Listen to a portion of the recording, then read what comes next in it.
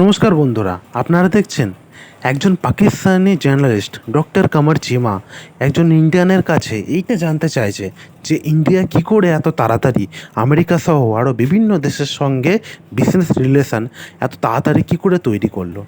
আরও জানতে চাইলে दोस्तों, এই मैं हूं ভিডিওটা डॉक्टर পুরোটা सीमा দেখুন। और दोस्तों जिस तरह के आप देख रहे हैं मेरे साथ मौजूद है Kriti Upadhyay. Thank you very much Kriti, आपके जो टाइम दिया हमारे यूट्यूब चैनल के लिए। बिल्कुल कमर भाई, बहुत अरसे बाद फिर से हम लोग साथ आए हैं, तो हमेशा मजेदार रहता है आपसे बातचीत करना। थैंक यू कृति, क्योंकि यूएस इंडिया टेक्नोलॉजी एक्सपर्ट हैं और बहुत सारा काम कर रही है इस हवाले से, तो मैंने सोचा कि बहुत सारे इंडिया और अमेरिका के जो मल्टीलैटरल अरेंजमेंट्स भी हैं, बायलैटरल अरेंजमेंट्स भी हैं, तो जरा उनसे समझूं कि एक कहा जाता है कि जी अमेरिका और इंडिया जो है वो एक डिजिटल हैंडशेक मिला रहे हैं और डिजिटल हैंडशेक कर रहे हैं। तो कृति, हमें ये जरा बताएं कि ये इतनी बड़ी ग्लोबल डिजिटल इकोनॉमी है, so where does India stand in this, ये जो डिजिटल कोऑपरेशन है, ये जो डिजिटल हैंडशेक है, आप वॉशिंगटन में बैठी हुई हैं, आप कैसे देखती हैं इंडिया और अमेरिका का जो डिजिटल कोऑपरेशन है, इस पे हमें जरा एक ओवरव्यू काइंडली हमारे व्यूअर्स को दें। बिल्कुल चीमा भाई, आपने बहुत ही इम्पोर्टेंट मुद्दे पे बात की है। देखिए, हम लोग जब भी कहते हैं यूएस इंडिया रिलेशनशिप की बात करते हैं तो कहते हैं पीपल टू पीपल टाइज पे आधारित है ये रिलेशनशिप, यानी लोगों पर आधारित है रिलेशनशिप। मेरा मानना है कि लोगों पर नहीं, ये टेक्नोलॉजी पे आधारित, तकनीक पे आधारित रिलेशनशिप है। क्यों? क्योंकि जब सबसे पहले अगर आप हिस्ट्री देखें यूएस इंडिया रिलेशनशिप की, जो पहला इंडियन निकला था और यूएस आए थे, तो वो क्यों आए थे? वो आए थे आईआईटी से मैसाचुसेट्स में पढ़ने। ये पहले जो 3 वेव्स हम कहते हैं इमिग्रेशन की जो हुई, वो सब साइंस एंड टेक्नोलॉजी के कारण हुई। जब यूएस ने स्किल्ड लेबर को अलाउ किया इमिग्रेट करने के लिए, तो 70s से बहुत होड़ में इंडियंस आए और आते रहे। आज भी यदि आप देखें तो जब भी हम बात करते हैं यूएस इंडिया की, तो हम किसकी बात करते हैं? हम बैक ऑफिसेस की बात करते हैं जो पावर कर रहे हैं यूएस में इनोवेशन, जो सप्लाई कर रहे हैं सर्विसेज और प्रोडक्ट्स। सिलिकॉन वैली को, जब आप सिलिकॉन वैली की बात करें तो आप देखेंगे वहाँ पे ज़्यादातर जो सबसे ज़्यादा बात होती है वो बात होती है इंडियन सीईओज की, इंडियन एनर्जी इंजीनियर्स की। तो मेरे ख्याल में ये पूरा का पूरा जो यूएस इंडिया का रिलेशनशिप है, वो मेरे ख्याल से साइंस और टेक्नोलॉजी का ही रिलेशनशिप है। और मेरा ये मानना है कि हमें हमेशा अपनी स्ट्रेंथ पे प्ले करना चाहिए। तो जो हमारी स्ट्रेंथ है, यूएस इंडिया की स्ट्रेंथ, वो टेक्नोलॉजी है और उसी पे हमें फोकस करना चाहिए। दरअसल बात क्या हुई कि जो भी US India technology relationship evolve हुआ है, वो पूरा का पूरा लोगों से ही या इंडस्ट्री से इवॉल्व हुआ है। गवर्नमेंट का उसमें इन्वॉल्वमेंट कम ही रहा है। तो आप ये सोचिए, यदि दोनों गवर्नमेंट जो है डिजिटल हैंडशेक करती हैं, दोनों एक तरीके से शेपर्ड करती हैं इस रिलेशनशिप को, तो आप जहां हैं उससे भी कहीं आगे आप कैटapult कर सकते हैं। तो मेरा यही मानना है कि बस अब पीपल टू पीपल नहीं, इसे अब एक गवर्नमेंट ब्लेसिंग भी देनी होगी, और इसीलिए डिजिटल हैंडशेक बहुत इंपॉर्टेंट है, क्योंकि पोटेंशियल भी बहुत है। लेकिन जैसे हमारे व्यूअर्स और सब जानते हैं कि इस समय डिजिटल प्रॉब्लम्स भी काफी हैं, चाहे वो डेटा लिक्वलाइजेशन में हम दोनों की अंतर्मत हो, या फिर डिजिटल इकोनॉमी को हम दोनों कैसे सोचते हैं उसमें अंतर्मत हो। तो कई चीजें हैं इसमें। बिल्कुल ठीक है। अच्छा कृति, हमें ये बताएं कि अभी रिसेंटली हमें इस चीज का भी पता चला कि इंडो पैसिफिक इकोनॉमिक फ्रेमवर्क भी बना। फ्रेमवर्क तो बहुत ज्यादा है अमेरिका के और इंडिया के, लेकिन कहा जा रहा है कि ये जो क्रॉस बॉर्डर डाटा फ्लो है, इसके ऊपर बहुत ज्यादा इश्यूज हैं। असल जो बेसिक मसला इंडिया और अमेरिका के दरमियान है, दैट इज ट्रस्ट डेफिसिट है बहुत ज्यादा, और जिसमें पर्सनल नॉन पर्सनल डाटा को लेकर है, ई कॉमर्स कंपनीज के हवाले से। हालांकि इंडिया में तकरीबन 100 स्टार्टअप जो हैं, they have been valued over $1 billion. So ये जो ट्रस्ट डेफिसिट है, ये आप कहां देखती हैं इंडिया और अमेरिका के बीच में, particularly in this tech field? मेरे ख्याल में ट्रस्ट डेफिसिट जो है वो काफी हद तक कम हो चुका है, और अब आगे और भी कम होने की कगार पर है। और इसलिए क्योंकि आप देखिए, जब आपकी इतनी इंटेंस कोलैबोरेशन ऑलरेडी चल रही है, तो आप उसमें बहुत कम ऐसी चीजें हैं जो आप कर सकते हैं उसे रोकने के लिए। तो जैसा मैंने कहा अभी इंडस्ट्री और पीपल टू पीपल टाइज में और बिजनेस टू बिजनेस टाइज में वो अपने आप अपनी गति से चल रहा है। हमें प्रॉब्लम्स अभी कहाँ आ रही, इंस्टीट्यूशनल फ्रेमवर्क्स में। एक तरफ इंडिया है जो थोड़ा यूरोप के जीडीपीआर की तरफ जा रहा है, यूएस का मत थोड़ा दूसरा है डेटा लोकलाइजेशन में। उसी तरह अगर आप ई कॉमर्स की बात करते हैं, इंडिया की अपनी चैलेंजेस हैं। इंडिया एक डेवलप्ड इकोनॉमी नहीं है, उसे डेवलप फुल तरीके से बनना है, इसलिए थोड़े बहुत प्रोटेक्शंस भी उस कंपनीज को जरूरी है। इसीलिए जब हम आज ई कॉमर्स की बात करते हैं, जब हम open network for e commerce companies की बात करते हैं, ओएनडीसी डिजिटल कॉमर्स के लिए ओएनडीसी जिसे कहा जा रहा है, तो थोड़ा बहुत डर आ जाता है यूएस कंपनीज में। इसमें सबसे ज्यादा इंपॉर्टेंट है डायलॉग। यूएस इंडिया साथ आए, समझें हम दोनों की क्या हम दोनों क्या चाहते हैं, हम दोनों की क्या फियर्स हैं, और उन्हें एक पार्टनर की तरह जैसे हमने अपनी बाकी रिलेशनशिप्स में किया है, चाहे वो डिफेंस रिलेशनशिप आप देख लीजिए, हमने इस बारे में कितनी बात की हुई है। 20 साल पहले लोग कहते हैं कि यूएस इंडिया में तो डिफेंस कुछ पॉसिबल ही नहीं है, कोल्ड वॉर क्या क्या था, लेकिन अभी 0 बिलियन से 20 बिलियन पाइपलाइन तक आप पहुंच गए हैं, STA1 status, major defence partner. तो ये पोटेंशियल है यूएस इंडिया रिलेशनशिप का। अब इसे हम टेक में कैसे लाएं? तो टेक में लाने के लिए 2-3 चीजें हैं। सबसे पहले हमें एक तरीके से जो भी हो रहा है इंडस्ट्री और पीपल के बीच में, उसे एक एक्सेलरेटेड पुश देना है। तो वो तभी होगा जब हम दोनों की गवर्नमेंट्स आके समझे इंडस्ट्री को क्या चाहिए, एकेडेमिया को क्या चाहिए, और उसके एफर्ट्स को एड करे, ताकि जो ग्रोथ अभी 10x हो रही है वो 50x हो सके। दूसरा चीज, यूएस इंडिया को अपनी टेक्नोलॉजिकल लीडरशिप बस अपने लिए नहीं रखनी, वो ग्लोब के लिए है। इस समय आप देखें तो ऐसी कई चीजें जिसमें पॉलिसी बहुत वैक्यूम है, चाहे वो ये हो गया कि AI, good AI, bad AI क्या होता है, जेनेटिक टेस्टिंग, चाइना क्या क्या कर रहा है जेनेटिक टेस्टिंग में, कई चीजें एथिकल भी नहीं है। साइबर सिक्योरिटी फ्रेमवर्क्स, क्या चीज एस्केलेशन दे सकती है, क्या एस्केलेशन नहीं दे सकती साइबर अटैक्स में, लाइक माइंडेड वेस्टर्न पार्टनर्स का, अलाइड कंट्रीज का क्या रिस्पॉन्स होना चाहिए। कई गैप्स हैं। क्रिप्टो फ्रेमवर्क, बेसिल नॉर्म्स जो आए थे, उसमें यूएस इंडिया को एक लीड लेना चाहिए कि हम लोग जब हम डिजिटल करेंसीज की बात कर रहे हैं तो कंट्रीज उसे कैसे देखें। तो ये सब जो ग्लोबल लीडरशिप की बात है, वो टेक में तो स्पेस भी आता है, स्पेस डेब्री से कैसे डील करें। तो एक बहुत बड़ा वैक्यूम है जिसमें यदि यूएस एंड और लाइक माइंडेड पार्टनर्स नहीं आएंगे तो बाकी लोग फ्रेमवर्क्स करने लगेंगे, और इसमें तो मतलब first person advantage is always important. तीसरी चीज है, हमें डेडिकेटेड प्लेटफॉर्म चाहिए जहां पे हमारे जो छोटे मोटे चैलेंजेस हैं, जो कि बहुत बड़े नहीं हैं, बात यह है कि कोई उसके बारे में ठीक तरीके से बात नहीं कर रहा, सॉल्व नहीं कर रहा, उससे जल्दी से हम सॉल्व करें। अब आप देख रहे इक्वलाइजेशन लेवी कितना बड़ा प्रॉब्लम था, लेकिन करते करते सॉल्व ही हो गया ना। उसी तरह डेटा लोकलाइजेशन, IPR, कई चीजें जो हैं वो डायलॉग से सॉल्व हो सकती हैं। बस हमें एक प्लेटफॉर्म चाहिए जहां पे हम आके अपने मतभेदों को अच्छी तरह से बात कर सकें। बिल्कुल ठीक है। अच्छा कृति, रिसेंटली एक यूएस इंडिया इनिशिएटिव आया था on critical and emerging technologies के ऊपर, जिसमें बेसिकली ये बात चली कि जो क्रिटिकल टेक्नोलॉजी सप्लाई चेन है उस पर काफी ज्यादा जो है वो भरोसा भी किया जा रहा है, काफी ज्यादा काम भी किया जा रहा है। लास्टली जब इंडिया और अमेरिका का ये जो क्रिटिकल टेक्नोलॉजी सप्लाई चेन है, इसमें आप क्या समझते हैं, इंडिया की कितनी रिलायंस है अमेरिका के ऊपर, और ये किस तरह का जो कोऑपरेशन है इंडिया और अमेरिका का हो सकता है? और ये काइंडली अगर हमारे व्यूअर्स को ये जरा बताएं कि ये क्रिटिकल एंड इमर्जिंग टेक्नोलॉजीज जो हैं, what does this largely mean for, और ये इसमें ये किस तरह का जो रिलेशनशिप अभी इमर्ज हो रहा है? मेरे ख्याल से चैलेंजेस इंडिया या यूएस को नहीं है, चैलेंजेस हम दोनों को है जो हमें साथ में निपटने हैं जिनसे।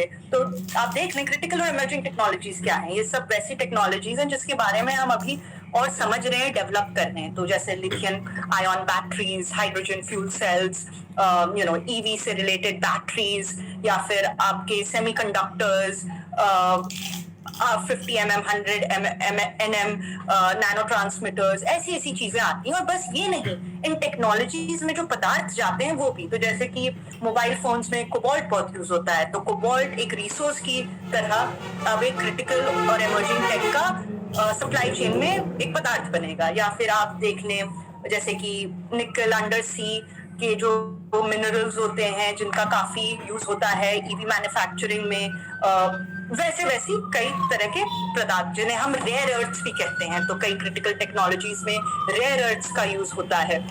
अब क्या मामला क्या हुआ है कि ज्यादातर चीजें जो हैं ये चाइना से या ऐसी जगहों से आ रही हैं जहां पे एक तरीके का डिपेंडेंसी बन गया है यूएस, इंडिया और हमारे लाइक माइंडेड पार्टनर्स का। और बहुत सारी मिनरल्स और रिसोर्सेज जो है वो अफ्रीका से भी आती हैं। आपको तो पता ही होगा, अफ्रीका बहुत बड़ा रिसोर्स बेल्ट है, वहां पे भी चाइना ने बहुत इनरोड्स कर दी हैं। तो यूएस और इंडिया के लिए सबसे बड़ा चैलेंज है ये जो रिसोर्सेज हैं, जो मिनरल्स हैं, टेक्नोलॉजी से भी पहले, क्योंकि टेक्नोलॉजी में तो यूएस इंडिया की हमें कोई बात ही नहीं कर सकता। Indian engineers, US investment and innovation, it's the biggest marriage of the minds that can work wonders for not just US and India but global leadership and technology innovation। लेकिन हमें दिक्कत कहाँ पड़ेगी? हमें दिक्कत पड़ेगी सप्लाई चेन में, और उसमें हमें सेल्फ रिलायंट बनना है।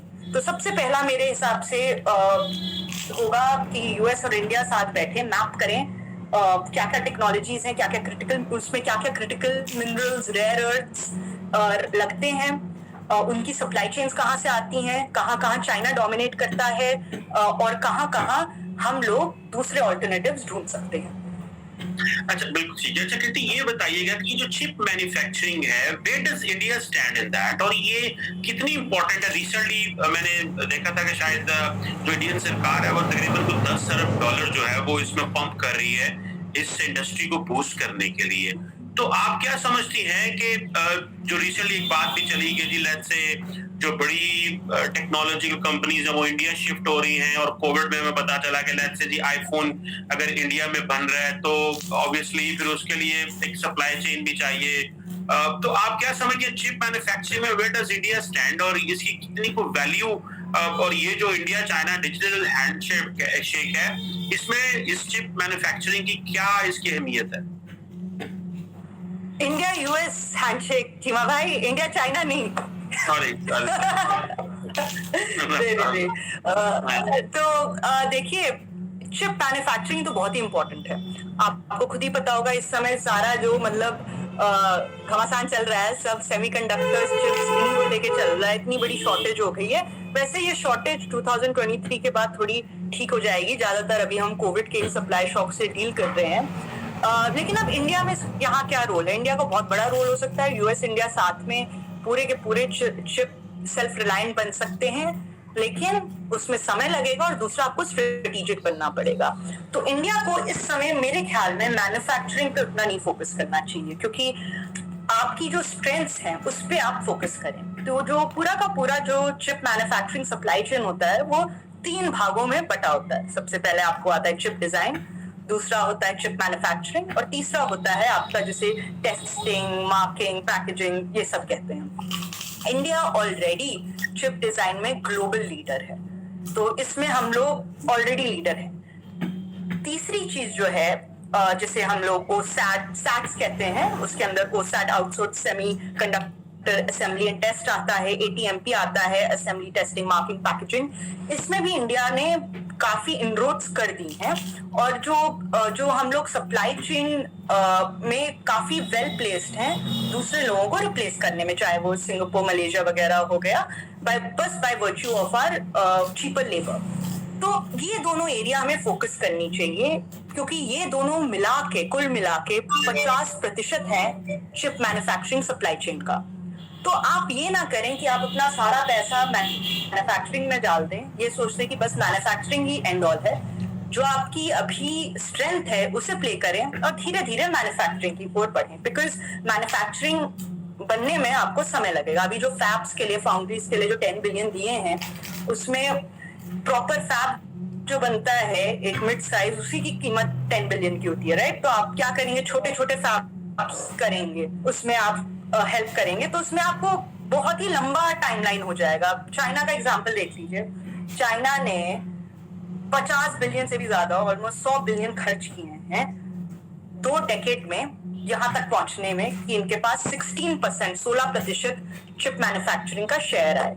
मेरे ख्याल में ये कोई बहुत अच्छी स्ट्रैटेजी नहीं है। पहले आप जल्दी से 2-3 साल में, मेरे ख्याल में 5 साल में बहुत इजीली 50% जो सप्लाई चेन है उसे आप अच्छे से कवर कर सकते हैं यदि आप चिप डिजाइन और टेस्टिंग और पैकेजिंग पे फोकस करें। फिर जब आप ऐसे आपका मोमेंटम बनता रहेगा 5, 6, 7, 10 साल बाद आप फिर मैन्युफैक्चरिंग में फोकस करेंगे तो आपके लिए काफी आसान होगा मैन्युफैक्चरिंग स्टेज तक भी आने में। अच्छा, इसमें कितनी ये बताइएगा, मैं रिसेंटली देख रहा था कि कुछ इजरायली कंपनी है वो $3 बिलियन की इन्वेस्टमेंट कर रही है कर्नाटका में चिप मेकिंग में। अभी रिसेंटली ये जो I2U2 की एक जो लीडर्स कॉन्फ्रेंस हुई थी जिसमें अभी थोड़ा दिन पहले जब बाइडेन साहब मिडल ईस्ट का दौरा कर रहे थे तो उसमें जो अमीरातीज हैं और इजरायलीज हैं वो भी कुछ $300 मिलियन की वो गुजरात में इन्वेस्टमेंट कर रहे हैं। सो बेसिकली आप क्या समझती हैं why the world is coming towards India? क्या इंडिया के पास कोई रिसोर्सेज हैं, ह्यूमन रिसोर्स है या चीप लेबर है? आप क्या देख रही हैं ये जो इन्वेस्टमेंट आएगी इसको कैसे देख रहे हैं? खासकर इसको जरा I2U2 के लेंस एंड रेफरेंस से भी बताइएगा कि ये how much it is going to be helpful and it can help India, ये जो खासकर गुजरात में जो इन्वेस्टमेंट है। So why the world believes कि इस चीज में हमें इंडिया में इन्वेस्टमेंट करनी चाहिए? तो चीमा भाई, ये इन्वेस्टमेंट जो इजरायली है वो ज्यादातर एग्रीकल्चरल टेक्नोलॉजी और clean tech, clean water and clean energy में है, जो कि आप जानते ही होंगे इजराइल क्योंकि उनके पास पानी की इतनी किल्लत थी वो सबसे बड़े एक्सपर्ट बन गए वाटर मैनेजमेंट में। तो वो इंडिया जो है वो एक्सपर्टीज लेगा और हमारे लिए आते हुए इस दौर में वाटर टेबल जैसे कम हो रही है, हर चीज पूरी ग्लोबली ये प्रॉब्लम है तो वाटर का काफी इशू रहेगा, तो वो काफी स्ट्रेटेजिक पार्टनरशिप है। लेकिन जो आपने प्रश्न पूछा, हर कोई इंडिया की तरफ क्यों देख रहा है? क्योंकि यदि आपको ग्रोथ चाहिए तो वो आपको इंडिया के थ्रू ही मिल सकती है। क्यों? एक मेरा थीसिस है इसमें कि इस समय आपकी जो डेवलप्ड कंट्रीज हैं, यूएस, उनकी सरीके यूके, इजराइल, उनका हाई बेस ग्रोथ है।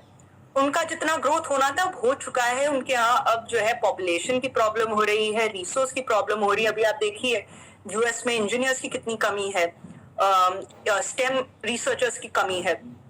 उससे ज्यादा चीप लेबर तो एक एलिमेंट है ही। इंडिया में आपको वही चीज बहुत अच्छी क्वालिटी की, हमारे engineers some of the best engineers कम रिसोर्सेज में, क्योंकि इंडियंस को सिर्फ चीजें, वो बहुत अच्छा एग्जांपल है ना कि हमने अपना जो है मार्स मिशन जो है एक मूवी से भी कम में कर लिया, तो पैसे बचाने में तो हम साउथ एशियन सबसे आगे हैं ही। दूसरी बात की जो ग्रोथ है वो अब यही कंट्री से आएगी। तो यदि यूएस को ग्रोथ चाहिए तो वो अपने बूते पे नहीं कर सकता, उसे पार्टनरशिप करनी पड़ेगी इंडिया जैसी कंट्रीज में जहां पे रिसोर्सेज हैं, जहां पे पॉपुलेशन है, जिसके ग्रोथ पे वो कैटअपल्ट कर सकती है। इसीलिए जब मुझे लोग बोलते हैं अरे इंडिया के बैक एंड ऑफिसेज जॉब्स ले जा रहे हैं यूएस से, नहीं, हम आपको ग्रोथ दे रहे हैं।